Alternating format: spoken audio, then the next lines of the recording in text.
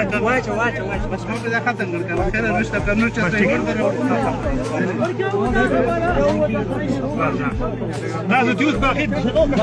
السلام علیکم ملګرو حکمت جان ما امید لرم چې ټول باروغه او جوړې او د جن په موضوع کې به ملګرو څنګه چې تاسو دا ویډیو سر کې وکتل چې یحیی ماشوم بیګه خاورو ته وسپارلو ډېر خلکو پوسټونه کول چا ویډیوز کولې چې یحیی ماشوم کله روباسي او څنګه څومره کوهی پاتې شو څومره کار وشو نو ملګرو تاسو دا ویډیوز کې هم وکتل دا ویډیوز درڅ یو ځل بیا هم شیر کوم یحیی ماشوم پلار چې کوم دا په سترګو باندې ړوند دی او د هغه کټ ته ودرېدلی تاسو ته په داسې تصویر کې ښکاري ملګرو په دې کې چې څومره خلکو منډه ترړه والي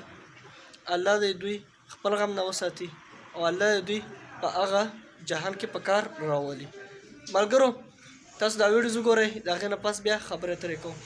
لشپا بمی پا گوروی زبنیم پس لمرگم مزار تا کلا راشا دو بلبلو بپی شوروی زبنیم دا تصویر میں امانت زان سرکی دا بستا دزڑ ٹکور وی زبنیم ملګرو تاسو دا ویډیوز هم وکته ملګرو د ټول اول خو زما ټولو پښتنو ته دا پیغام دی چې داسې بورونه داسې کوهي شته چې هغه زموږ پښتنو کیکر پیښې وي بره نو داسې نه دي کول پکار ځکه چې دې نه دا سبب جوړېدی شي او کس ورپرې وتی شي بله دا ملګرو چې ډېر خلک دا وایي چې یاره ضمیر خان ضمیر چې کوم دی اواز یې اوچت کړو او بیا وتښتیو نه ملګرو هغه تاسو د هغه پیج کې ویډیوګانې هم کتلي دی هم راغلی و باړې علمګودرله تاسو ویډیوز کې هم کتلی وي نو ملګرو ډېر خلک دا وایي چې د پکې منډه ترړه ونه واله دې خلکو خو بره کوهي پې جوړ کړی و ضمیر خان ضمیر چې کوم دی ملاکنډ یې سر راغلو دل ته د ده اواز یې اوچت کړو که ده دروغ هم ویلي وي چې زه خپله ګرده ورته خرڅومه خو به یې هم نر کر کړی دی ټوله سوشل میډیا ټول پښتون قام یې په دغه ماشوم په څېر اوچت کړی او